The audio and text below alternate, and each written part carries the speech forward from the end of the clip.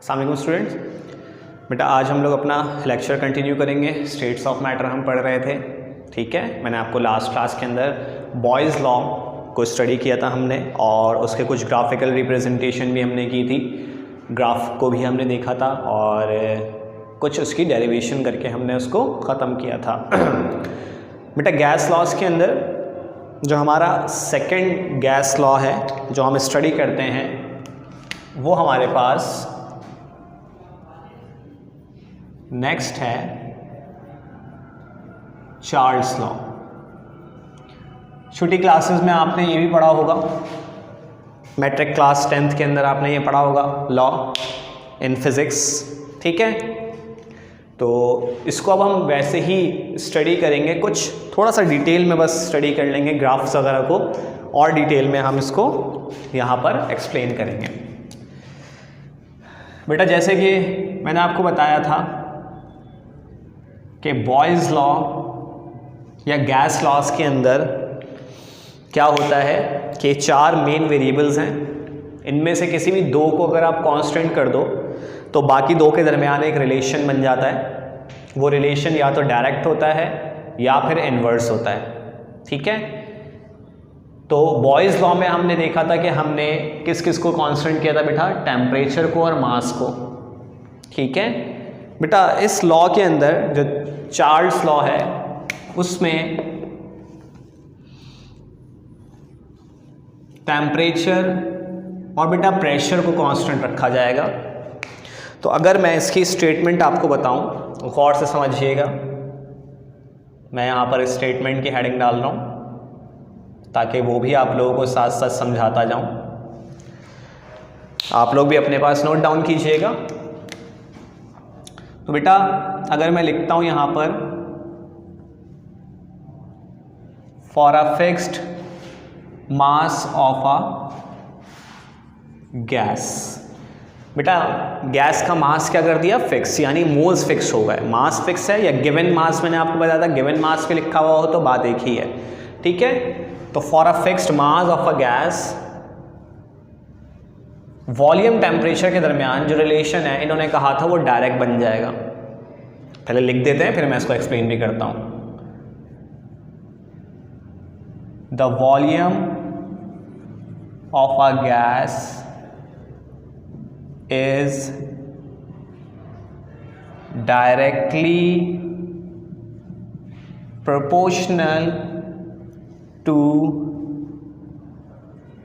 the absolute temperature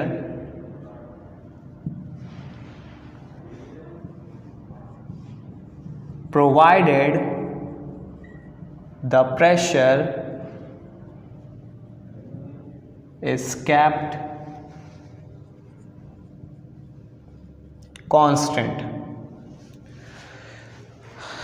simple सी statement है बेटा, थोड़ा सा यहां पर हम इसको देख लेते हैं। For a fixed mass of a gas का मतलब क्या है, आपने क्या चीज़ कांस्टेंट कर दी बेटा, मोल्स कांस्टेंट कर दिए। एक कंटेनर में आपने गैस ली, उसका मोल्स कांस्टेंट कर दिए, तो आपको ये कह रहा है कि जो वॉल्यूम ऑफ अ गैस है ना वो डायरेक्टली प्रोपोर्शनल होगा किसके, एब्सोल्यूट टेम्परेचर की। बेटा एब्सोल्यूट अभी बता देता हूं क्या होता है, पहले फिलहाल आप लोग ये याद करो कि टेम्परेचर के बढ़ाने से क्या होगा बेटा, टेम्परेचर के बढ़ाने से गैस का वॉल्यूम भी क्या होगा, इंक्रीज होगा। लेकिन कंडीशन क्या है, कंडीशन बेटा ये है कि प्रेशर को आपने क्या रखना है, हमेशा कांस्टेंट रखना है। प्रेशर को आपने क्या रखना है बेटा, हमेशा कांस्टेंट। अगर प्रेशर को चेंज करेंगे तो बेटा ये रिलेशन कायम नहीं हो सकेगा, या मोल्स को भी अगर हम चेंज करेंगे तो ये रिलेशन कायम नहीं होगा। यानी सिंपली आप कंसीडर करते हैं एक गैस है, आपने थर्मोडायनामिक्स में भी ये बात पढ़ी थी, ठीक है। मैं यहाँ पर थोड़ा सा आपको डायग्रामेटिकली बना दूँ कि अगर आप यहाँ पर एक सिस्टम लेते हैं जिसकी हम बार बार एग्जाम्पल ले रहे हैं, ठीक है। ये पिस्टन सिलेंडर है, इसके अंदर बेटा हमने कोई गैस फिल कर दी जिसने कुछ वॉल्यूम ऑक्यूपाई किया हुआ बेटा V, इसको V1 ले लेते हैं। और इस पर कुछ प्रेशर अप्लाई हुआ है। प्रेशर अगर कांस्टेंट रखते हैं और इसको हम हीट करते हैं, टेम्परेचर देते हैं, तो बेटा ये पिस्टन ऊपर चले जाएगा, गैस एक्सपेंड हो जाएगी। गैस जब हीट को एब्जॉर्ब करेगी तो क्या होगी, गैस एक्सपेंड होगी। गैस की प्रॉपर्टी होती है कि जिसको जब हीट दिया जाए तो क्या होती है, टेम्परेचर उसका बढ़ाया जाए तो वो क्या हो जाती है, एक्सपेंड हो जाती है। तो बेटा एक्सपेंड होने की वजह से इसका वॉल्यूम चेंज होकर कितना हो जाएगा, V2, ठीक है। और टेम्परेचर इनिशियली T1 था, बाद में क्या हो जाएगा बेटा T2, लेकिन प्रेशर क्या रहेगा, P ही रहेगा। अगर मैं प्रेशर को चेंज करता हूँ तो वो पिस्टन को ऊपर से जाने से रोकेगी, और रोकेगी तो लाजमी सी बात है ये लॉ फिर एप्लीकेबल नहीं होगा, ठीक है। तो एक छोटी सी मैंने आपको डायग्रामेटिकली समझाया है, इसको जहन में रखिएगा कि यहाँ पर हम क्या बात करने जा रहे हैं, ठीक है। तो अगर मैं बात करता हूँ यहाँ पर रिलेशन की, कि रिलेशन एक्चुअली क्या बताया जा रहा है यहाँ पर, वो बताया जा रहा है कुछ इस तरह का कि V डायरेक्टली प्रोपोर्शनल है बेटा एब्सोल्यूट टेम्परेचर के। व्हाट इज एब्सोल्यूट टेम्परेचर, अभी बताता हूं। कई बच्चों को पता होगा, जिनको नहीं पता उनके लिए बेटा एक बात बता रहा हूं यहां पर। टेम्परेचर को वैसे मेजरमेंट करते हैं, मैं ये डायग्राम मिटा रहा हूँ ताकि हम लोगों को, क्योंकि इसकी ज़रूरत नहीं है, वैसे नोट्स में बनी हुई है, वहाँ से भी आप लोग देख सकते हैं, हमें सिर्फ ये समझना है बेटा। जो हम टेम्परेचर यूज़ करते हैं वो डिफरेंट यूनिट्स होते हैं, ठीक है। अगर इस टेम्परेचर को मैं मेजर कर लूँ केल्विन के अंदर, आपको पता है डिफरेंट यूनिट्स होते हैं जैसे कि डिग्री सेंटीग्रेड, फ़ारेनहाइट और केल्विन। तो बेटा अगर मैं टेम्परेचर को केल्विन में मेजर कर रहा हूँ तो ये जो टेम्परेचर है ये क्या कहलाएगा, absolute temperature. Simple, absolute temperature क्या होता है, वो टेम्परेचर जो आप मेजर करें किसके अंदर, केल्विन स्केल के अंदर मेजर करें, सही है। तो बेटा ये रिलेशन आपके पास यहाँ पर बनाए। अगर मैं इसको फर्दर सॉल्व करता हूँ इधर, तो आई थिंक कुछ ऐसा होगा, प्रोपोर्शनलिटी का साइन हटेगा, इज इक्वल टू और कांस्टेंट आएगा, तो मेरे ख्याल से इक्वेशन कुछ ऐसी बन जाएगी, इनटू T, और V अपॉन T किसके बराबर हो जाएगा, कांस्टेंट के। तो बेटा क्या कहना चाह रहा है ये, इससे एक और स्टेटमेंट सामने आती है, वो भी मैं आपको बता देता हूं यहां पर। सेकंड स्टेटमेंट अगर मैं लिखूं यहां,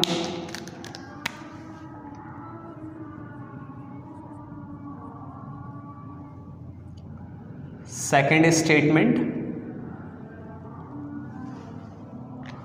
तो बेटा वो क्या बनेगी, शुरू में तो वही आएगा, for a fixed mass of a gas the ratio between volume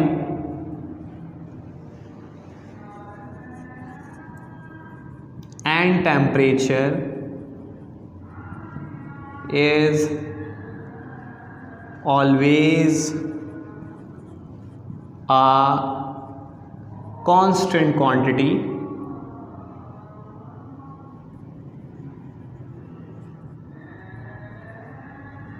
लेकिन कब होगा बेटा, प्रोवाइडेड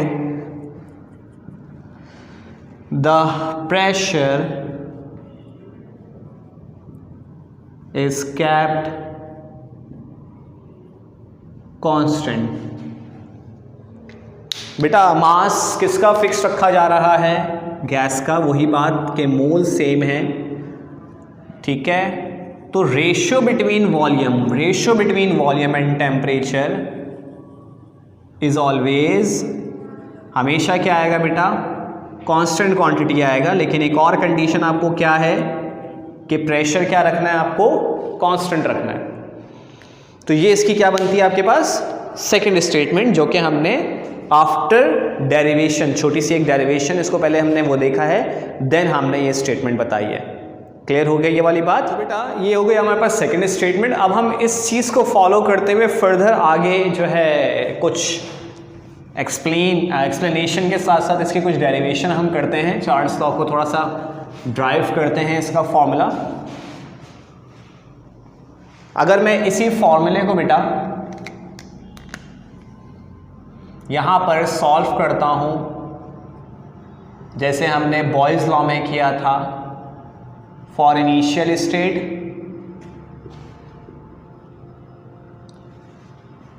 और फॉर फाइनल स्टेट, तो अगर हम इसकी बात करते हैं for initial state and final state, तो बेटा अगर मैं इसको फॉलो करता हूं, ये आपके पास होगा v1/t1 बराबर किसके हो जाएगा बेटा, कांस्टेंट इनिशियल स्टेट आपके पास यही होती है, इसको इक्वेशन 1 ले लेते हैं, और फाइनल स्टेट क्या हो जाएगी आपके पास v2/t2 किसके बराबर हो जाएगी, कांस्टेंट के, ये इक्वेशन 2 हो गई। ठीक है, तो बेटा अगर हम क्या करते हैं, फिर आगे क्या करते हैं, इन दोनों इक्वेशंस को कंपेयर करते हैं, कंबाइन करते हैं। तो अगर मैं करूं कंपेयरिंग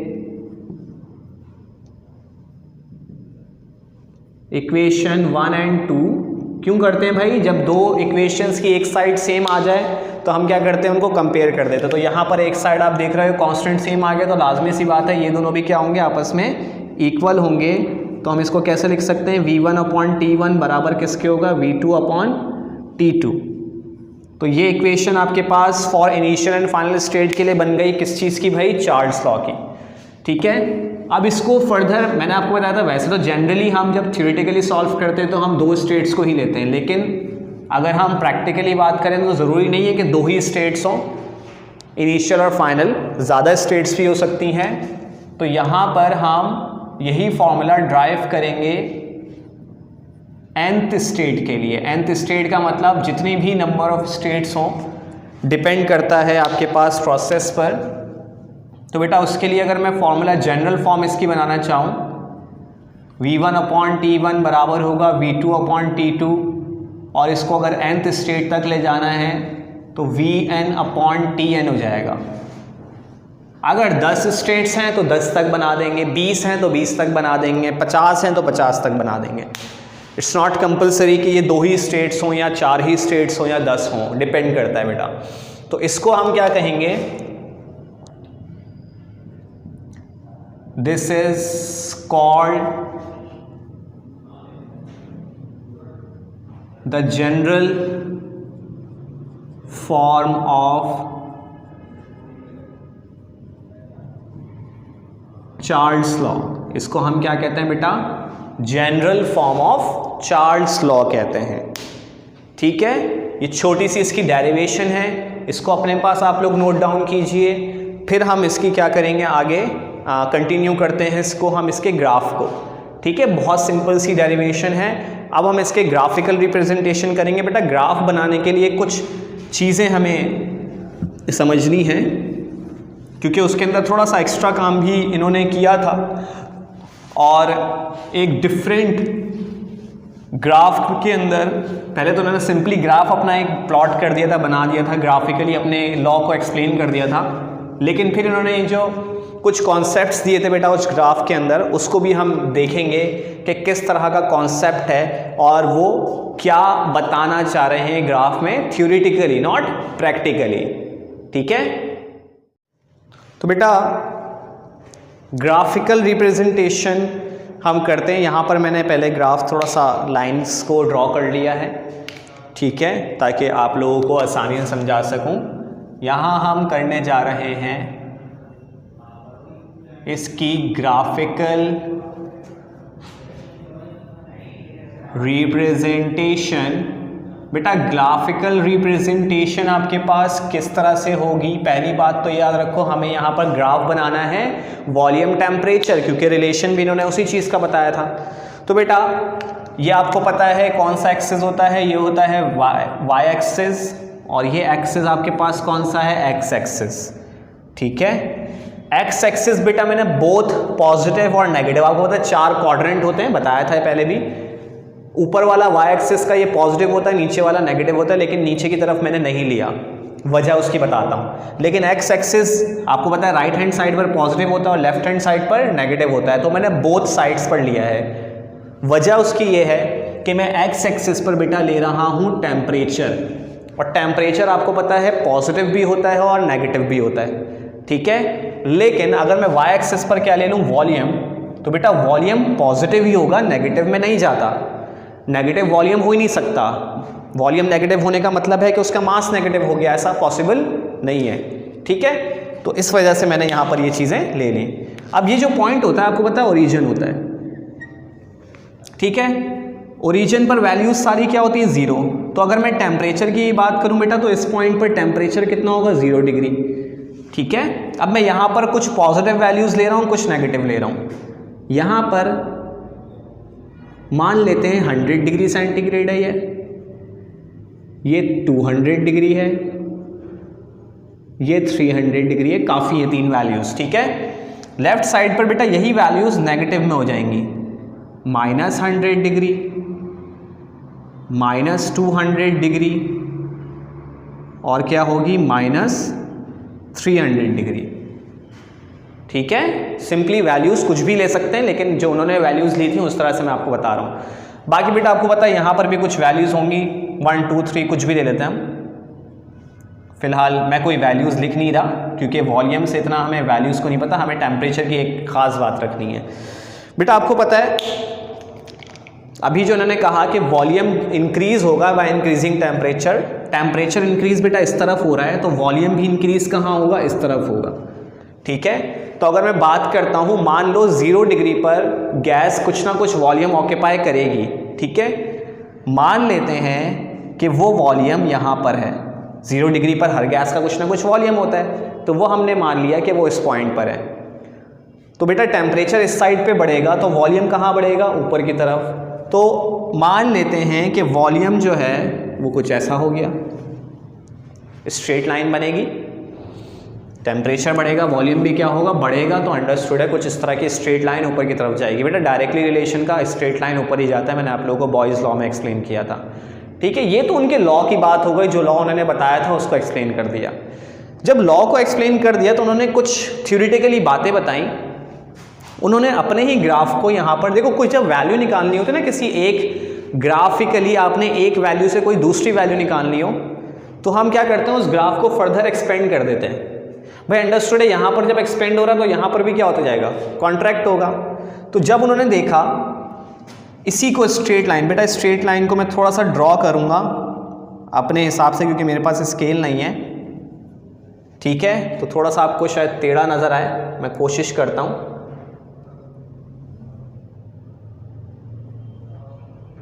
उन्होंने अपने ही ग्राफ को पीछे की तरफ जब एक्सपेंड किया डॉटेड लाइन से, सॉरी बेटा ये थोड़ा सा मैं इसको सही करके आपको बना के दिखाता हूँ ताकि आप लोगों को क्लियर हो।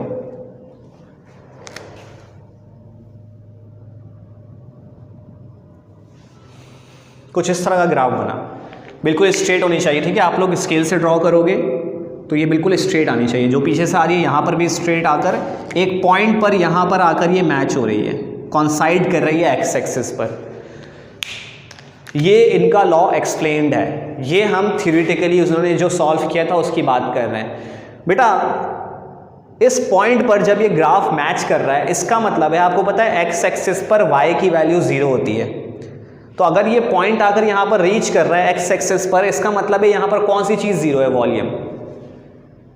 तो जब उन्होंने चेक किया कि किस पॉइंट पर आकर वॉल्यूम 0 हमें शो कर रहा है थ्योरेटिकली नॉट प्रैक्टिकली, जब इस पॉइंट पर टेम्परेचर को नोट किया गया तो बेटा वो टेम्परेचर आ रहा था -273 डिग्री सेंटीग्रेड, ठीक है। -273 डिग्री सेंटीग्रेड एक ऐसा टेम्परेचर उन्होंने नोट किया जिसमें उन्होंने कहा कि वॉल्यूम ऑफ अ गैस क्या हो जाएगा, 0 हो जाएगा। और जब उसको केल्विन में मेजर किया गया तो बेटा वो बराबर आया 0 केल्विन के।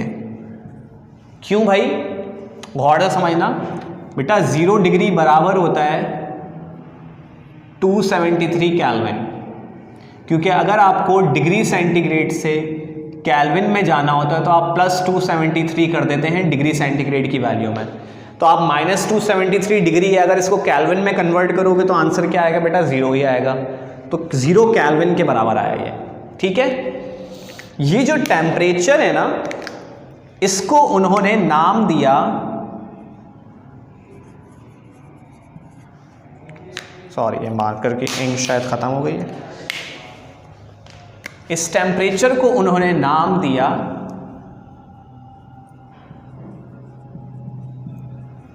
Absolute zero.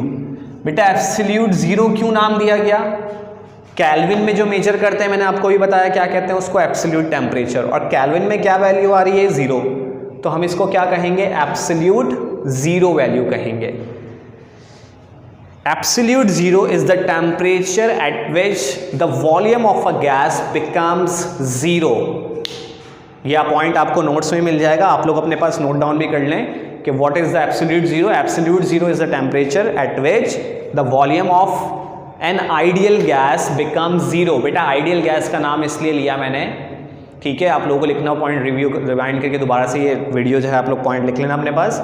आइडियल गैस का नाम इसलिए लिया क्योंकि रियल गैसेस के लिए ये पॉसिबिलिटी नहीं है। मैंने आपको बताया दो तरह की गैसेस होती हैं, एक रियल गैसेस होती हैं और एक आइडियल गैस होती है। रियल गैसेस वो जो एग्जिस्ट करती हैं, जो हमारे आसपास मौजूद हैं, आइडियल गैस जो कि एग्जिस्ट नहीं करती। तो बेटा रियल गैस का वॉल्यूम हम जीरो कर ही नहीं सकते, तो law of conservation of mass गलत हो जाएगा। Law of conservation of mass क्या कहता है, mass can neither be created not be destroyed, it can change one form to another form. Mass को आप ख़त्म नहीं कर सकते, लेकिन यहाँ पर क्या हो रहा है, गैस का वॉल्यूम जीरो हो रहा है। जीरो होने का मकसद क्या है कि मास खत्म हो जाएगा, जो कि पॉसिबल नहीं है। हाँ, आइडियल गैस को एज्यूम ज़रूर कर सकते हैं। आज तक कोई ऐसी गैस नहीं है बेटा जो इस टेम्परेचर को मेंटेन कर सकें। मेंटेन करने का मतलब ये है कि इस टेम्परेचर से पहले ही वो क्या हो जाती हैं, लिक्विड बन जाती हैं, और जब लिक्विड बन जाएंगी तो अंडरस्टूड है फिर गैस लॉज उस पर अप्लाई नहीं होंगे। इस टेम्परेचर तक कोई भी गैस नहीं पहुंच सकती है, ठीक है। तो इस वजह से हम कहते हैं कि ये पॉसिबल, थ्योरेटिकली अभी तक पॉसिबल नहीं है, सॉरी प्रैक्टिकली अभी तक ये टेम्परेचर पॉसिबल नहीं है। एब्सोल्यूट जीरो किसी भी गैस का टेम्परेचर नहीं हो सका। हाँ, अगर आप थ्योरेटिकली पढ़ें तो हम यहाँ पर इसको शो कर सकते हैं, ठीक है। अगर आपसे वैल्यू पूछी जाए what is the value of absolute zero, तो डिग्री सेंटीग्रेड में -273 और 0 केल्विन है। और अगर आपसे कहा जाए कि एब्सोल्यूट जीरो होता क्या है, तो आप क्या बताएंगे, the temperature at which the volume of an ideal gas becomes zero, ठीक है। तो बेटा ये इसके अंदर एक ख़ास बात थी जो कि हमने यहाँ पर स्टडी करनी थी, और वो मैंने आप लोगों को बता दी। उम्मीद है आप लोगों को ये सब बातें यहाँ तक सारी चीज़ें क्लियर हो गई होंगी, ठीक है।